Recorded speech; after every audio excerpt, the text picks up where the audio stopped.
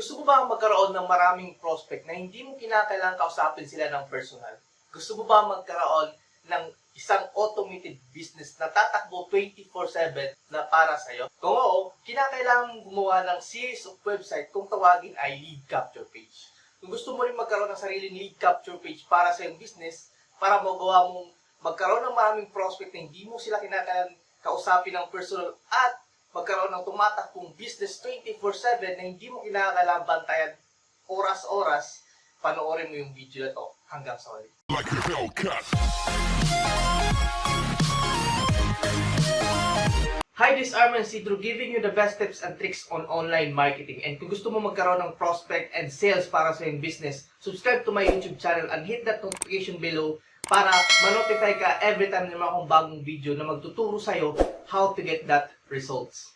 Sa panahon ngayon, ang dami ng machines and software na na-invento para makatulong sa mga tao at lalong-lalo na sa mga business owners na kagaya mo. And isa din dito ang maging automated yung business natin. Maging automated para magawa natin yung ibang mga gawain habang tumatakbo yung ating business. It's a true time freedom, ika nga.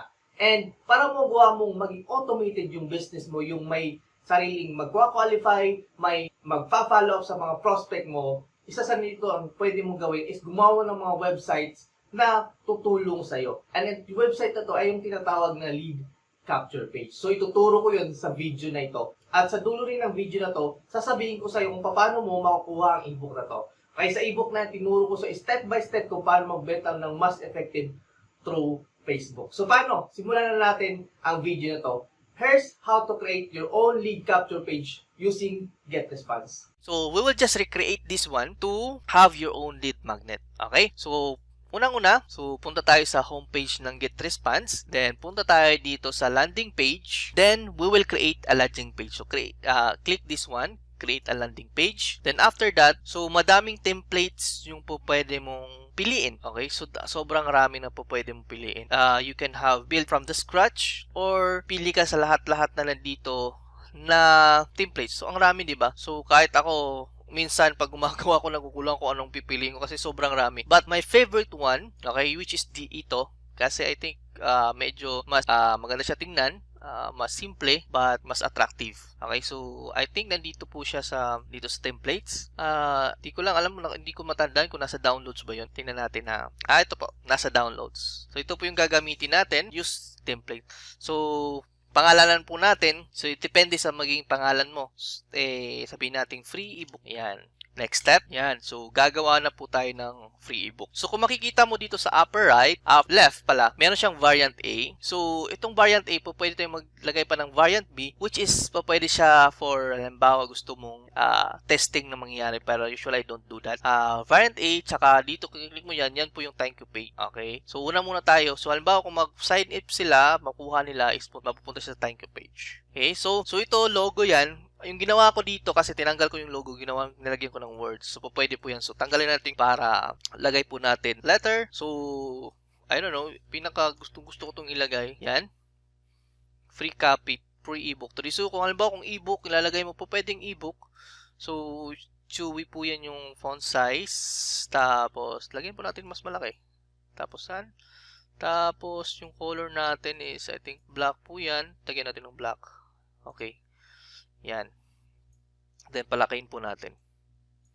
Oops. Medyo malaki. Medyo maliit.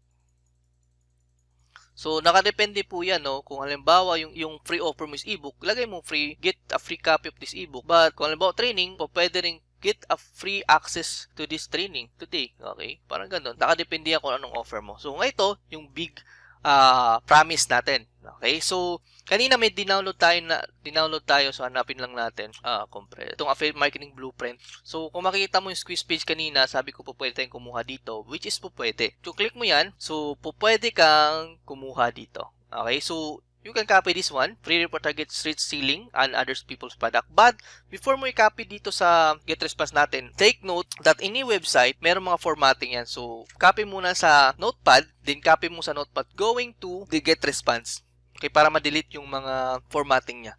Alright, so yan. Pre-report, get rich in selling others people. So, yan. I-bold lang natin. Meron ka ng big promise. So, yung picture, if you want to have video, pwede yung video. You can get here, this one. Nandito yung video. But sa nagsisimula, you can have the image. So, dito ka add files. Click mo yung select from computer. Then, hanapin mo yung kanina natin. So, yung na-download natin kanina. So, nandito po yung e-cover. So, you can have the e-cover. So, piliin na natin yung large. Then, add one. Then, use. Alright. So, yan. Perfect, di ba? Meron ka ng cover. So, dito, gagayahin natin yung kanina. So, ito po yung mga matututunan sa loob ng ebook na to. So, pwede natin ilagay dito. Here's what you will learn.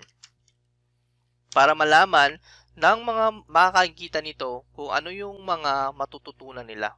Here's what you learn inside the ebook. Lagyan natin inside the book. Book na lang. Kasi book rin po yan pero electronic book lang. Then, syempre, copy-paste natin lahat-lahat ng to. Yan. Punta tayo sa notepad. Copy. All. Tapos, yan. Then, lagyan po natin ang mga bullet points. So, okay na. So, malapit na tayong matapos. So, sabi ko kanina, scarcity, isa yung pinaka gustong-gusto kong gawin. So, it depends sa yung gusto mong lagyan. But, usually, gusto ko talagang lagyan kasi people are, you know, pag walang scarcity nangyayari, hindi nila kinukuha. Sabihin nila, pwede naman next time. Pwede namang hindi ko nang kunin. Baka makita ko rin yun next time. So, gagawa tayo ng scarcity. Okay, ready ka na ba? Scarcity, which is ito, di ba? Pag mag-times up, okay, ginawa ko tong as another page. So, pwede naman yung gawin. Kopyahin mo lang. So, yan. Gagawa tayo nito. Lagyan natin ng timer. Use evergreen timer. Okay, so, evergreen means pag mag-revisit, they will automatically mag-restart yung countdown timer. So, lagyan natin mga 5 minutes lang. Then, dito, if the time is up, visitor will stay on the page. But, if the visitors are yung gusto mong ma-redirect ng another page, pwedeng ganito. So, pwede kang gumawa ng ganito. Okay? Hindi ko na papakita sa paano gawin. You can create just from the scratch. Then, lagay mo na ng mga words. Okay? Yun lang. Tapos, ilagay mo dito. So, lagay natin dyan. Ito yung ginawa ko palagi. So, lagay natin dyan. Then, click save. Okay? So, pakuntiin lang natin. Yan. Kasi baka hindi magkasya. Palakay natin, ha? Then, syempre, lagay tayo ng word dito sa baba. Sabihin natin, free offer expires in, okay. Para at least alam niyo mag-expire in 5 minutes. So, lagyan natin ng ibang kulay. Lagyan natin yellow para mas kitang-kita. Then, yung bold na letter. Tapos, palakin pa natin. O, diba? So, what do you think? Diba? People will just get this offer kasi mag-expire yun. Okay? Tapos, sa form. Okay, medyo malaki yung form na to, palitin natin. Dito sa form, opt-in form, wag mo itong gayahin na fill up with the form to get our free ebook, okay? Usually, kasi may mga words na, tamang words na pwedeng gamitin. And the best words to use it is, let me know where to send your copy. Okay? Let me know where to send your copy. Copy-paste. Okay? And control-paste, control-V lang, okay? Let me know where to send copy. Para alam nila, lalagay nila yung email kasi isa-send natin dun sa inbox nila. Okay? Here's another tip, okay? Put a word dito sa baba. Okay? Kunti na natin. Put a word dito sa baba. Then that word will be important. Ito yung important na to. So, makikita mo siya, yung wording natin, important. Enter a valid email because you will receive the free ebook in your inbox. Okay, usually kasi, meron mga tao na nagbibigay ng emails, hindi siya nag-exist. Okay, you'll just abcd@gmail.com. Basta makuha lang nila. Usually, ganun nangyayari. So, syempre, pag hindi valid yung email, so walang kwenta yung email, hindi natin sila mapa-follow up. So, para ma-follow up natin yan, we need to put a word yan dito sa baba. Yan. So, yan. So, itong ano na to, line na to, so pwede mo siya i-drop pataas. Yan. Para ma-move siya. Yan. So, tapos na po yung landing page natin. So, makita mo, meron siya nakalagay, important, enter valid email because you will receive the free ebook in your inbox. Okay? So, kung tapos na, click dito save para hindi masira. Then, after that save, hindi po tayo pupunta po sa thank you page, okay? Kasi meron siyang mobile version. So, makikita meron siyang ditong dalawang logo. Computer version po ito. Meron siyang mobile version. So, when it comes to mobile version, kailangan natin tingnan yung mobile version. Kasi, sometimes, in mobile version, words are scrambled. Okay? Words are bigger. Words are, alam mo na, medyo hindi siya maganda tingnan. So, titingnan natin. So, click mo yung symbol ng, mobile version. Then, click mo lang yung, okay, let's go to mobile. So, titingnan mo, if the words are in exact order. So, okay naman siya. Malaki, okay. So, ito. 'Di ba? Yung mga words naka-center siya, so ilalagay mo dito click mo yan dito.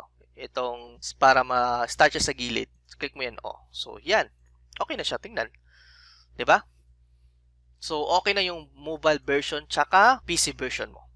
So, kung okay na ganito to, click again save. Remember, always save your work kasi baka hindi natin alam kung mayari, mag-brown out or mawala internet. At least na-save natin. At dyan po nagtatapos ang video na to. And I hope nakatulong yung video na to sa'yo para makagawa ng sarili mong lead capture page. Bago tayo magtapos, ay gusto kitang tanungin, ano yung pinaka gusto mong process of selling? Kumausap ng personal o gumawa ng mga website na tutulong sa'yo magbenta? Let me know by commenting below para malaman ko kung ano yung pinaka gusto mong process of selling or paano mo ibibenta ang iyong product. And para makuha mo yung ebook na sinasabi ko, yung ebook na to, sa ebook na yan, tinuro ko step by step kung paano magbenta na mas effective through Facebook. Makukuha mo ang copy na yan by going to the description of video na to. Okay, meron kang link na kung saan pwede mong i-click at makukuha mo ito for free. And meron din akong mga recommended trainings na makakatulong sa'yo to get more results para sa iyong business. And I have also a 30-day free trial na nasa baba ng description na to about Getresponse para makapagsimula kang aralin yung Getresponse para sa iyong business. So this is Armans once again and see you on my next video. Like